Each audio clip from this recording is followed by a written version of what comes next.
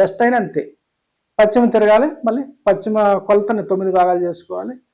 Right side నుంచి 5 భాగాలు, అంటే ఉత్తర వాయువు నుంచి 5, ఇటు నైరుతి నుంచి 3 లెక్క పెట్టుకున్నాక 4 భాగాల్లో డోర్ పెట్టాలి. అలాగే ఉత్తరానికి మెయిన్ డోర్ పెట్టాలనుకోండి, మళ్ళీ ఉత్తరం కొలతని 9 భాగాలు చేయాలి. ఇక రైట్ సైడ్ నుంచి 5 భాగాలు లెక్క పెట్టాలి, అంటే ఈశాన్యం నుంచి 5 భాగాలు లెక్క పెట్టాలి.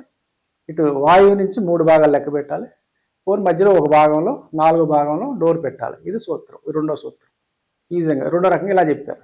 ఇంకోటి మీకు మూడో సూత్రం ఏంటంటే, మహాద్వారం ఎక్కడ పెట్టాలి అంటే, మీకు దాని రూలు తూర్పులో అయితే మహేంద్ర అని మీకు పద దేవతలు ఉంటారని చెప్పారు మీకు వేరే చోట.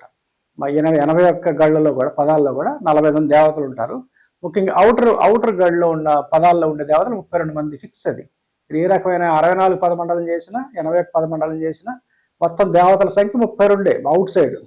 ఆ 32 దేవతలు మీకు సింహద్వారం ఎక్కడ పెట్టాలి, ఉదాహరణకి తూర్పు సింహద్వారం ఎక్కడ పెట్టాలి అంటే మహేంద్ర పదంలో పెట్టమన్నారు. మహేంద్ర అన్న ఇంద్ర అన్న ఒకటే.